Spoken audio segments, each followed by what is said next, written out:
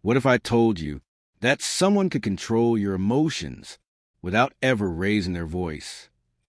You wouldn't even know it's happening because they don't take your power by force. They reflect it back at you twisted. It's not magic, it's psychology. They mirror your fears, your dreams, your insecurities, until you can't tell the difference between what's yours and what they planted. And the scariest part? They do it with a smile. This is a narcissist mirror. And today we're going to break it. Narcissism. It's a word we hear often, but do we really understand it? It's not just vanity or arrogance. It's deeper, darker. A personality built like a weapon, sharpened to manipulate, designed to dominate. Narcissists don't just crave attention. They need it. They feed off emotions. Yours. But they won't take it by shouting. No, they charm you, praise you, make you feel seen. And when you're hooked, that's when the games begin. Psychologists call it narcissistic manipulation, but victims, they just call it confusion, exhaustion, shame. In this video, we will enter that psychological maze to understand how manipulators control your mind and how to take your power back. Imagine standing in front of a mirror, but instead of seeing your reflection, you see someone else's opinion of you. That's what it feels like to deal with a narcissist. They don't show you who you are. They show you who they want you to believe you are. At first, they reflect back your light. They flatter you. They copy your values. They become your ideal partner, friend, or leader. It feels like magic, like someone finally sees a real you. But slowly, the mirror changes. They start showing you your worst fears, your flaws, your insecurities. Not because they're real, but because they want you to see yourself that way. You begin to doubt yourself. You question your feelings. You rely on them for reality. And that's the trap. The narcissist doesn't attack you. They distort you. They make you doubt your own mind. And you think you're in control. But something feels off. You feel confused, anxious, guilty, even when you haven't done anything wrong. That's not a coincidence. That's emotional manipulation. Narcissists use specific tactics, not randomly, but with cold precision. Small blue diamond gaslighting. They twist your reality. You say something happened. They say, that never happened. You begin to question your memory, your mind, even your sanity. Small blue diamond blame shifting. Nothing is ever their fault. They hurt you, then make you apologize. You end up saying sorry for bleeding when they cut you. Small blue diamond love bombing. In the beginning, they shower you with love, affection, compliments, gifts.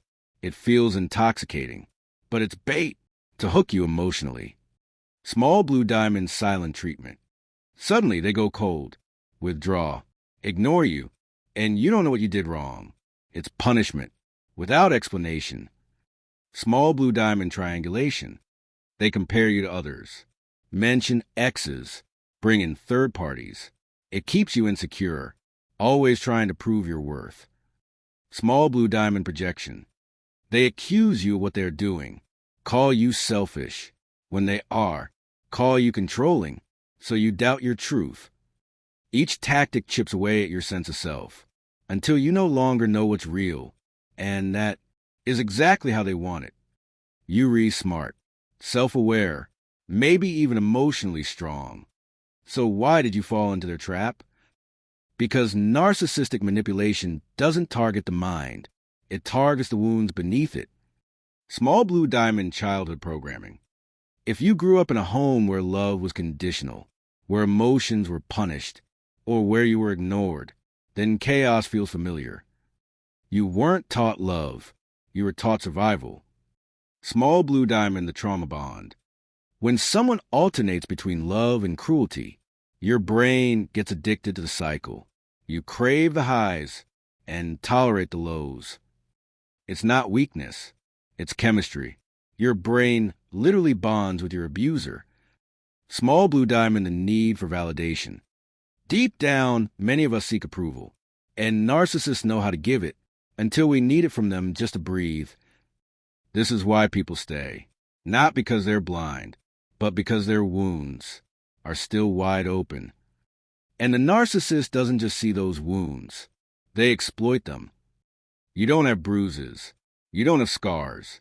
But you feel broken. That's the cruelty of emotional control. It doesn't leave marks on your body. It leaves them on your identity. Small blue diamond, constant self-doubt. You question your memory, your decisions, your worth. You can't trust yourself anymore because they've made you second-guess everything. Small blue diamond, over-apologizing. You say sorry even when you're not at fault, even when you're the one hurting. Small blue diamond, walking on eggshells. You monitor your words, hide your opinions, because one wrong sentence could trigger punishment or silence. Small blue diamond, isolation from others. Friends fade, family distances. They subtly convince you that no one else understands you except them. Small blue diamond, feeling emotionally drained. You're always tired, not just physically, but emotionally, like you're living in a constant storm that no one else can see. Small blue diamond, fear disapproval. You live to please them, because when they're happy, you finally feel safe. These are not signs of love. These are signs of control.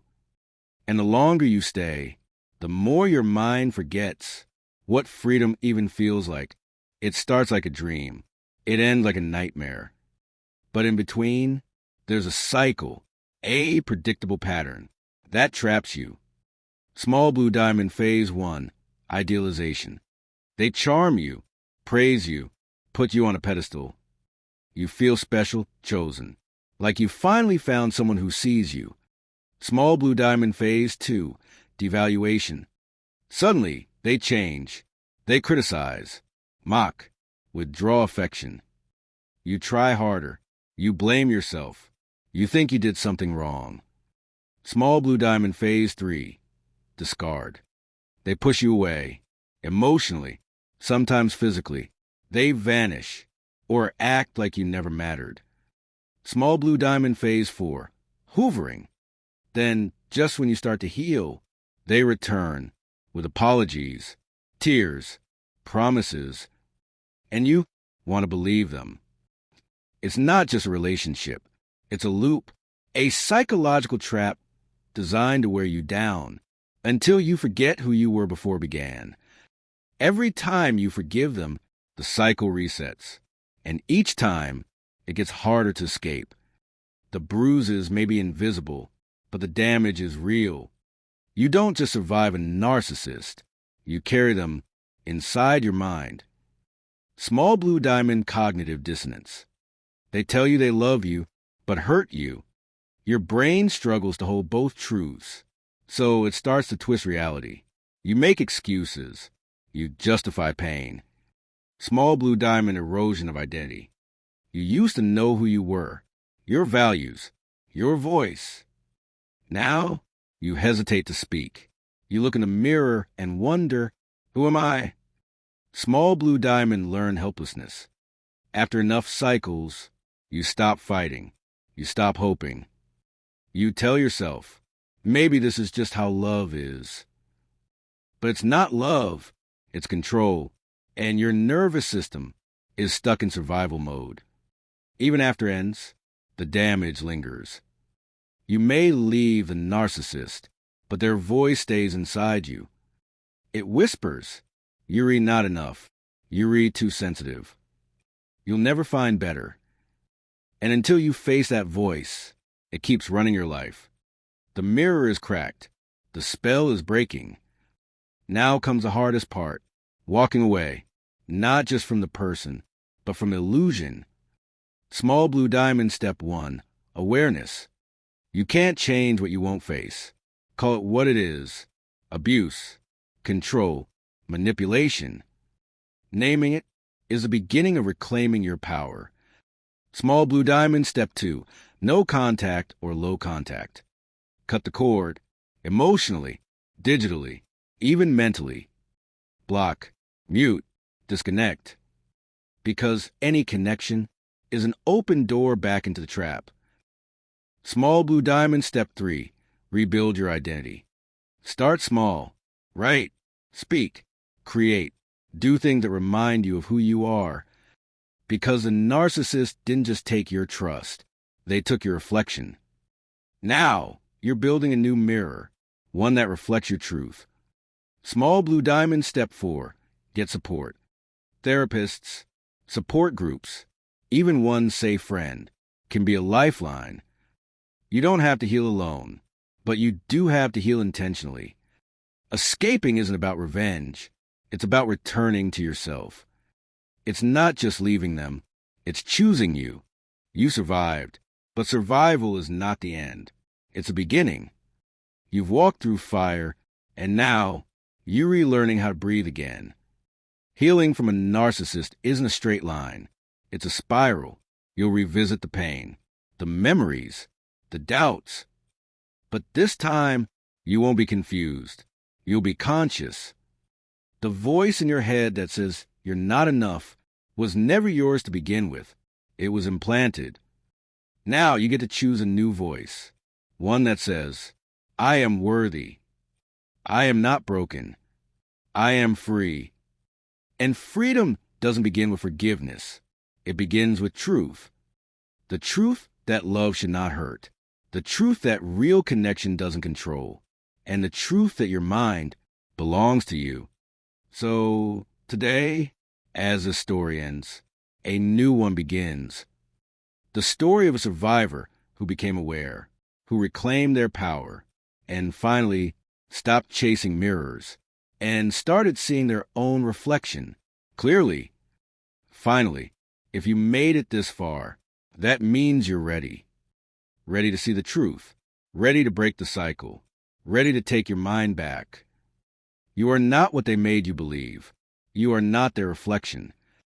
You are whole. You are healing. You are powerful. And now, you're finally free to be yourself, without their voice in your head. If this message spoke to you, don't keep it to yourself. Share it. Comment your story. And remember, the mind is a mirror, but you choose what it reflects. This is not just a video. It's a moment of awakening.